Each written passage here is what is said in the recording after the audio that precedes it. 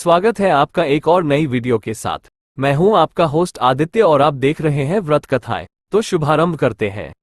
अमरनाथ यात्रा का धार्मिक महत्व और कहानी। अमरनाथ को हिंदू समाज का सबसे प्रमुख तीर्थ स्थल माना जाता है। अमरनाथ में बर्फ से प्राकृतिक शिवलिंग बनता है। लगभग 1 महीने चलने वाली अमरनाथ यात्रा के दौरान लाखों श्रद्धालु बाबा बर्फानी के दर्शन करने दूर दूर से पहुंचते हैं। ये यात्रा आसान भी नहीं होती। इस यात्रा का एक धार्मिक महत्व भी है। इस पवित्र गुफा में भगवान शंकर ने भगवती पार्वती को मोक्ष का मार्ग दिखाया था। इस तत्वज्ञान को अमरनाथ के नाम से जाना जाता है, इसलिए इस स्थान का नाम अमरनाथ पड़ा। ये कथा भगवती पार्वती तथा भगवान शंकर के बीच हुआ संवाद है। चलिए आज हम आपको यात्रा के पीछे की कहानी से परिचित कराते हैं। सती ने दूसरा जन्म हिमालयराज के यहाँ पार्वती के रूप में लिया। पहले जन्म में वे दक्ष की पुत्री थी तथा दूसरे जन्म में वे दुर्गा बनी।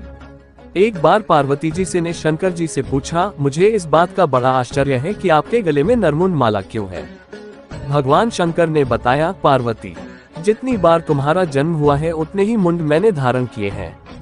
पार्वती बोली, मेरा शरीर नाशवान है, मृत्यु को प्राप्त होता है, परंतु आप अमर हैं, इसका कारण बताने का कष्ट करें। मैं भी अजर अमर होना चाहती हूँ।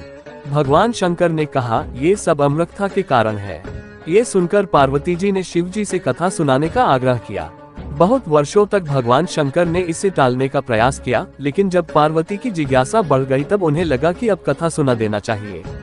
अब सवाल ये था कि अमरकथा सुनाते वक्त कोई अन्य जीव इस कथा को न सुने, इसीलिए भगवान शंकर 5 तत्वों पृथ्वी, जल, वायु, आकाश और अग्नि का परित्याग करके इन पर्वतमालाओं में पहुंच गए। अमरनाथ गुफा की ओर जाते हुए वे सर्वप्रथम पहलगाम पहुंचे, जहां उन्होंने अपने नंदी बैल का परित्याग किया। तत्पश्चात चंदनवाड़ी में उन्होंने अपनी जटा के शोक से चंद्रमा को मुक्त किया। शेषनाग नामक झील पर पहुंचकर उन्होंने अपने गले से सर्पों को भी उतार दिया। प्रिय पुत्र श्री गणेश जी को भी उन्होंने महागुनस पर्वत पर छोड़ देने का निश्चय किया। फिर पंचतरणी पहुंचकर शिव जी ने 5 तत्वों का परित्याग किया। सब कुछ छोड़कर अंत में भगवान शिव ने इस अमरनाथ गुफा में प्रवेश किया और पार्वती जी को अमरकथा सुनाने लगे। जब भगवान शंकर इस अमृत ज्ञान को भगवती पार्वती को सुना रहे थे तो वहाँ एक शुक का बच्चा भी यह ज्ञान सुन रहा था। पार्वती कथा सुनने के बीच बीच में हुकारा भरती थी। पार्वती जी को कथा सुनते सुनते नींद आ गई और उनकी जगह पर वहाँ बैठे एक शुक ने हुकारी भरना प्रारंभ कर दिया।